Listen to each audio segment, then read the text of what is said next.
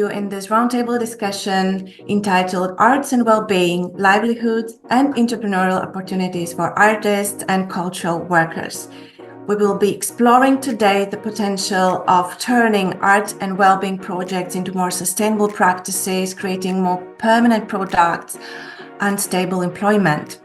We think there is a need now to actually explore and forward discuss what this means in terms of livelihoods for the artists and cultural workers.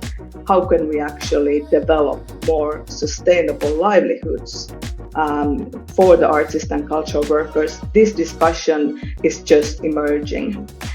So our objectives is to build the skills and capacity of arts and cultural professionals who already work in the field, but also bring new knowledge and access to the field for the ones who are newcomers. Then we want to really build on these entrepreneurial skills in this specific sector. Finally, it is the moment to introduce our great speakers, our participants, panelists.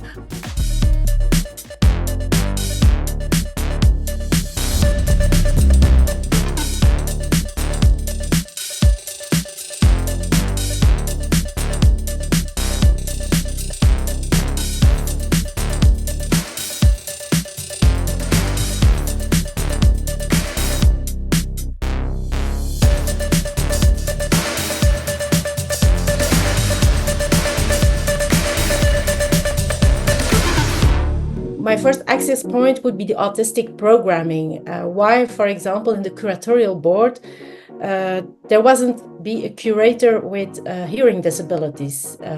You can't do this alone, and you really need what you want, but also what people want. So it takes a long time. It's like a link day after day.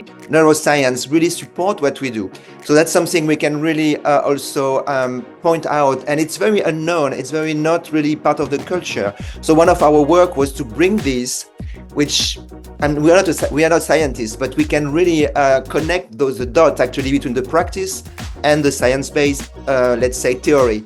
We started the different way. We started training the artists together with the cultural center from Cluj, and we had a great training experience program with them because we realized they need to know more about symptoms and diagnosis in the health system, and we realized that this way we will also help inside the European Union to make a difference between artists and those who deliver art therapies. So to encourage the artists to come with this artistic freshness that is specific for them, with the artistic creativity, and support them to understand what happens in a health environment, whether it's a hospital or another institution, and how can they fruit their ideas and where do they really belong. Regarding politics, it must be stated that the ministries, for example, education, culture and social healthcare, pay already attention to this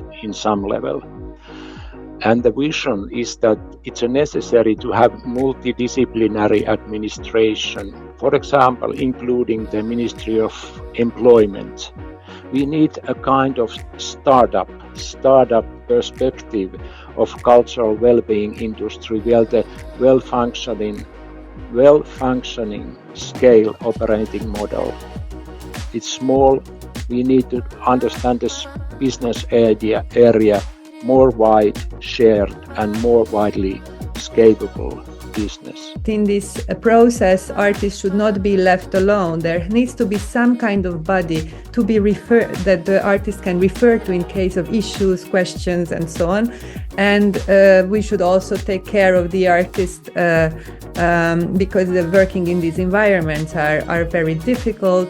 So there has to be some kind of a peer learning and peer support. Also, of course, training is needed. And one of the main inputs that we already see, if there are calls in the area of arts and health, it's better if the project duration is longer than usual projects, because you need this time to understand each other across sectors. So it's actually an additional 6 months to really design a good project.